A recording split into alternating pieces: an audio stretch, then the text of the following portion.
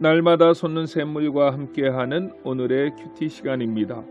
1월 29일 토요일, 오늘의 말씀은 여호수아 8장 24절로 29절의 말씀입니다. 이스라엘이 자기들을 광야로 추격하던 모든 아이 주민을 들에서 죽이되 그들을 다 칼날에 엎드러지게 하여 진멸하기를 마치고 온 이스라엘이 아이로 돌아와서 칼날로 죽이매 그날에 엎드러진 아이 사람들은 남녀가 모두 12,000명이라. 아이 주민들을 진멸하여 바치기까지 여호수아가 단창을 잡아 든 손을 거두지 아니하였고 오직 그 성읍의 가축과 노력한 것은 여호와께서 여호수아에게 명령하신 대로 이스라엘이 탈취하였더라. 이에 여호수아가 아이를 불살라 그것으로 영원한 무더기를 만들었더니 오늘까지 황폐하였으며 그가 또 아이 왕을 저녁 때까지 나무에 달았다가 해질 때에 명령하여 그의 시체를 나무에서 내려 그 성문 어귀에 던지고 그 위에 돌로 큰 무더기를 쌓았더니 그것이 오늘까지 있더라. 새로운 아침입니다. 여호와 카도시, 하나님은 거룩하신 분이십니다. 우리는 여호수아 7장부터 계속해서 아이성 전투 사건을 살펴보고 있습니다. 아이성은 여리고성에 비하면 매우 작은 성입니다. 하지만 이 성에서 이스라엘 백성들은 처참한 패배를 맛보았습니다. 그 이유가 무엇입니까? 무엇보다도 이스라엘 백성들의 교만 때문이었을 것입니다. 여리고에서 대승을 거둔 이스라엘 백성들의 사기는 하늘을 찌를 듯하였고 이제 그들의 눈앞에 있는 아이성은 여리고성에 비해 연약하고 조그마한 성에 불과했습니다. 그래서 그들은 생각합니다. 작고 힘없는 아이성을 점령하는데 전력을 낭비할 필요가 없다. 그러므로 온 군사가 다 올라가지 말고 몇 명만 추려서 그 아이성에 올라가 전쟁을 하자고 말입니다. 그들은 자신감을 넘어선 교만함으로 많은 군인들 중에 3,000명만을 데리고 아이성으로 향했습니다. 하지만 결과는 비참하게 무너지고 말았던 것입니다. 그 전쟁에서 36명이나 죽었고 완전한 패배를 맛보았던 것입니다. 그것은 그들의 교만함의 당연한 결과였는지 모릅니다. 거기에다 아간이라는 사람은 전쟁터에 들어가서 하나님께서 금지하신 손대지 말아야 할 물건을 훔치는 죄를 더합니다.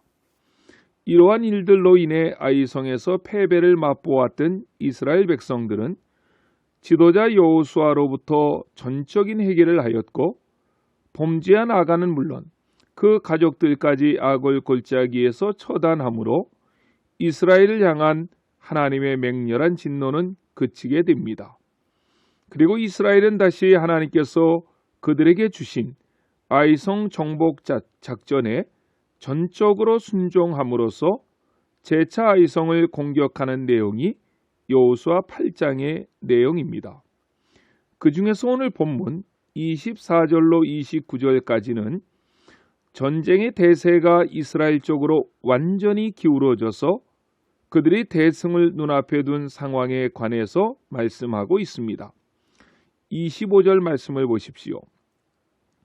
그날에 엎드러진 아이 사람들은 남녀가 모두 12,000명이라. 아멘. 아이성은 그렇게 크지 않은 성인데 그 전투에서 아이성 사람 12,000명이 죽었다는 말은 군인들만 죽은 것이 아니라 아마도 그 안에 있던 모든 사람이 진멸되었음을 말하는 것입니다. 왜 이스라엘 군대는 여자와 어린아이, 노인들의 목숨까지 진멸시켜야만 했을까요? 지금 이스라엘은 신명기 13장 15절 말씀을 전적으로 순종하고 있다는 것을 보여주고 있는 것입니다. 신명기 13장 15절 보면 너는 마땅히 그 성읍 주민을 칼날로 죽이고 그 성읍과 그 가운데 거주하는 모든 것과 그 가축을 칼날로 진멸하고. 아멘. 얼핏 보기에 그러한 하나님의 명령은 그분의 사랑과 긍휼의 속성에 맞지 않는 잔인한 명령으로 보일 수 있습니다. 그러나 그 명령은 공의의 재판장 되시는 하나님께서 우상을 숭배하는 민족에 대해 친히 내리신 심판 행위로서 죄악과 우상 숭배의 행위에 대한 하나님의 공의를 보여주고 있는 것입니다. 이것은 역설적으로는 언약 백성 이스라엘이 가진 여호와 신앙을 보존코자 애쓰시는 하나님의 사랑을 나타내시는 것입니다. 오늘 본문에서 특이한 것 가운데 하나는 이스라엘 군대가 아이성 사람들을 진멸할 때에 여호수아가 취했던 행동입니다. 26절입니다. 아이 주민들을 진멸하여 바치기까지 여호수아가 단창을 잡아든 손을 거두지 아니하였고 라고 했습니다. 여호수아가 행한 이 행동은 출애굽기 17장에서 출애굽 직후 아말렉과 전투에서 모세가 보여준 행동을 연상케 합니다. 모세가 지팡이 잡은 손을 들면 이스라엘이 이기고 그 팔을 내리면 아말렉이 이겼습니다. 그래서 모세의 그 팔이 내려오지 아니하도록 아론과 훌이 양쪽에서 붙잡아 주었고, 당시 여호수아는 군대의 지휘관으로 위임받아 아말렉을 진멸하는데 앞장을 섰으며, 하나님께서는 모세에게 이 전투의 승리 사건을 여호수아의 귀에 들려주라고 출애굽기 17장 14절에서 말씀하십니다. 마치 그때 모세가 취했던 행동을 본문에서 여호수아가 취하고 있는 듯 보여집니다. 이 두 그룹은 결코 우연의 일치가 아니라고 봅니다. 이미 아말렉 전투에서 모세의 승리 방법을 보았던 여호수아는 그 사실을 염두에 두고 그때와 마찬가지로 지금도 전적으로 하나님의 도우심만을 바라며 그렇게 된 것입니다. 이 부분에 대해서 칼빈은 조금 다르게 설명을 하기도 합니다. 칼빈의 해석은 여호수아의 자기 부정에 초점을 맞춥니다.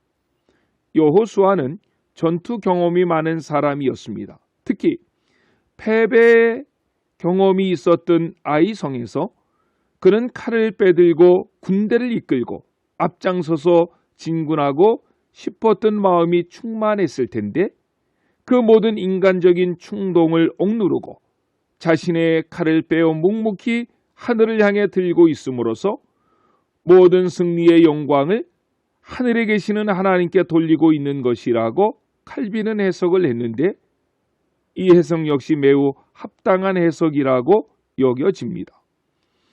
이후에 언급되는 행동들, 즉 27절에서 탈취한 물건들을 이스라엘이 취한 것이나 28절에 아이성을 불사른 것이나 29절에 왕을 잡아서 저녁 때까지 나무에 매달았다가 해질 때 시체를 나무에서 내려 성문 어귀에 던지고 그 위에 돌을 큰 무더기로 쌓았던 행위는 모두 하나님의 명령에 이스라엘 백성들이 철저하게 순종하고 있음을 보여주고 있는 것입니다. 계속적으로 가나안 전쟁이 보여주는 큰 그림은 하나님 말씀에 절대적으로 순종할 때 승리를 얻을 수 있는 것이며, 하나님은 거룩하신 분이시기에 우리의 안과 밖에 있는 죄를 진멸할 때에 하나님께서 도와주신다는 사실입니다. 이 사실을 오늘 하루도 기억함으로 거룩한 하나님의 말씀 앞에 순종하시며 우리의 삶의 안과 밖을 거룩하게 하나님 앞에 만들어가며 살아가심으로 하나님께서 주시는 승리의 깃발을 삶의 현장에서 휘날릴 수 있는 안천의 모든 성도님들이 되시기를 주 예수님의 이름으로 간절히 축원합니다. 아멘. 주기도로 예배를 마치고 오늘도 주신 말씀을 붙잡고 하나님께 간절히 기도하시겠습니다. 하늘에 계신 우리 아버지, 아버지의 이름을 거룩하게 하시며 아버지의 나라가 오게 하시며 아버지의 뜻이 하늘에서와 같이 땅에서도 이루어지게 하소서.